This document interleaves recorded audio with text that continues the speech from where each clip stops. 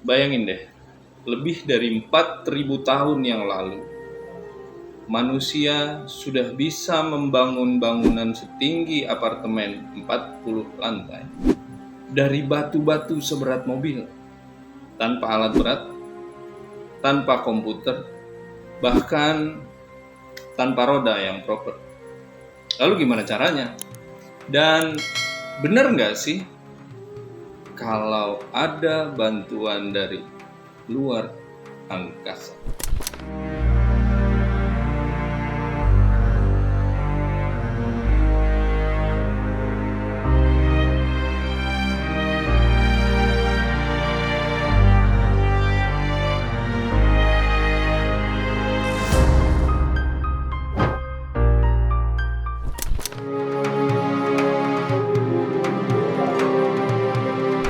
Piramida Giza di Mesir ini bukan cuma bangunan tua.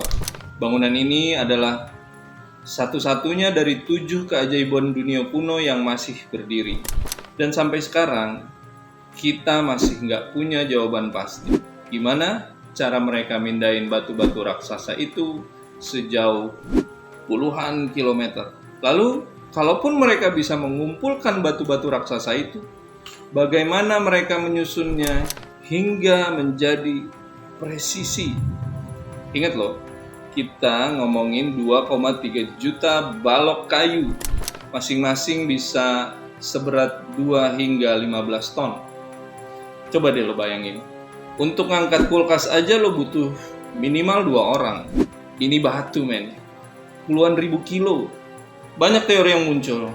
Ada yang bilang pakai sistem tanjakan, ada yang bilang batu digelindingin pakai lok kayu, nggak tahu juga ya.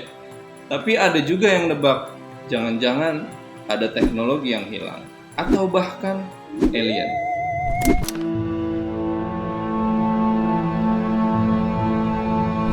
Yes, ada yang bilang itu adalah buah tangan pekerjaan alien. Dan itu jadi populer banget setelah bukunya Erich von Däniken, Chariots of the Gods. Dia bilang, teknologi saat itu terlalu canggih buat manusia zaman dahulu. Jadi gak mungkin tuh nenek moyang kita kerja sendirian.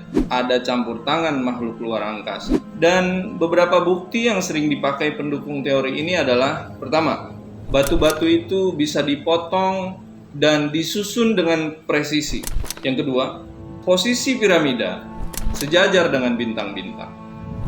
Yang ketiga, ada catatan kuno yang menyebut dewa-dewa turun dari langit.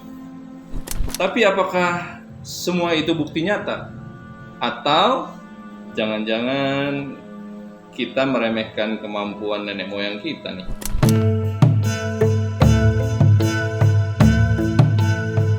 Para arkeolog dan insinyur modern punya jawaban yang menurut gue lebih membumi. Karena mereka bilang beberapa penemuan menunjukkan bahwa batu-batu piramida bisa jadi ditarik pakai semacam sledges gitulah, alias papan kayu besar, lalu jalurnya dibasahi air agar licin. Kayak main selancar lah, tapi versi ekstrimnya itu. Ada juga jejak-jejak tambang batu kapur yang jaraknya cuma beberapa kilometer, sehingga seperti yang kita bayangkan tadi, tidak semua batu-batu besar yang beratnya ribuan kilogram dibawa dari jauh. Kemudian soal presisi, jangan salah, orang Mesir kuno itu punya histori sebagai ahli matematik dan astronomi yang jempolan. Mereka bisa tuh dan gampang banget tuh ngitung sudut dan posisi matahari dengan sangat akurat. Bahkan cuma hanya sekedar menggunakan bayangan dan tongkat. Tapi yang bikin kita bingung itu justru karena kita lupa bahwa nenek moyang kita tidak bodoh. Nenek moyang kita itu jenius. Kitalah yang malas berpikir sehingga kita belum menemukan cara mereka menyusun piramida itu.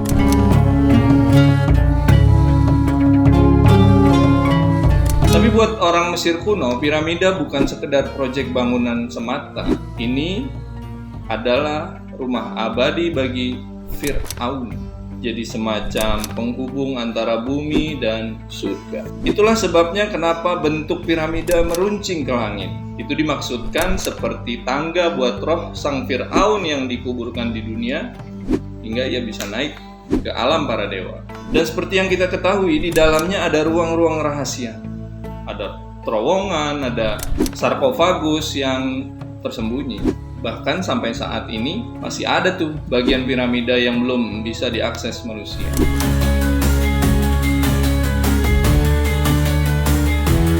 Jadi, apakah piramida dibangun oleh alien? Atau justru itu bukti bahwa manusia zaman dahulu lebih keras berpikir dari kita, lebih hebat daripada yang kita kira? Mungkin kita sekarang lebih suka teori alien karena itu bikin kita takjub. Wow, alien bangun piramida bla bla bla.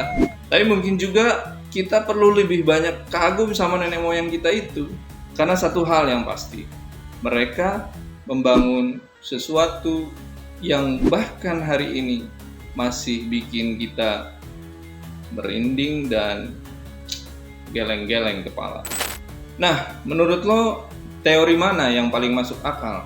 Alien, teknologi yang hilang, atau memang nenek moyang kita yang cerdik? Silahkan lo tulis pendapat lo di kolom komentar, karena debat sejarah kayak gini nih selalu seru. Dan gue selalu terbuka untuk kita ngobrol di kolom komentar. Tapi jangan lupa sebelum itu lo like, share, dan subscribe biar lo nggak ketinggalan episode seru berikutnya. Sampai ketemu di episode selanjutnya, karena masa lalu tetap relevan hari ini. Salam.